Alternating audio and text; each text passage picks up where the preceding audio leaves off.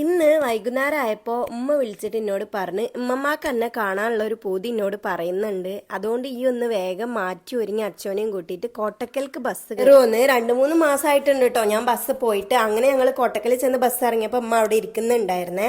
ഇന്നെ ഇടയ്ക്കിടയ്ക്ക് ഉമ്മ യൂട്യൂബിൽ കാണലുണ്ട് എന്ന് എന്നോട് പറയലുണ്ട് കേട്ടോ. ഇതിപ്പോൾ എന്താണെന്നറിയില്ല, പെട്ടെന്ന് ഒരു കാണാൻ പൂതി. അതുകൊണ്ട് തന്നെ ഞങ്ങൾ എല്ലാവരും വേഗം പോകാമെന്ന് വിചാരിച്ചു. അങ്ങനെ കോട്ടക്കലിന് നേരെ ചെമ്മാട് ബസ് കയറിട്ടോ.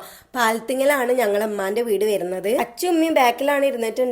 ഇന്നെ നോക്കി കളിയാക്കുകയാണ്. പിന്നെ നമ്മൾ ചെമ്മാട് എത്തിയിട്ട് ഒരു കഫേയിൽ കയറിയിട്ടുണ്ടായിരുന്നു, എന്തെങ്കിലും വെള്ളം എന്തെങ്കിലും കുടിക്കാന്ന് വിചാരിച്ചിട്ട്. എനിക്ക് ഇപ്പാന്റെ അമ്മയും ഇപ്പാന്റെ അപ്പയൊന്നും ഇല്ല കേട്ടോ. എനിക്ക് ആകെ ഉള്ളത് ഉമ്മാന്റെ അമ്മ മാത്രമാണ്. അതുകൊണ്ട് തന്നെ ഞങ്ങളെ വീട്ടിലേക്ക് വന്നാൽ നല്ലോണം അമ്മാനെ ട്രീറ്റ് ചെയ്യലുണ്ട്, അല്ലെങ്കിൽ നല്ലോണം ട്രീറ്റ് ചെയ്യാറുണ്ട് കേട്ടോ.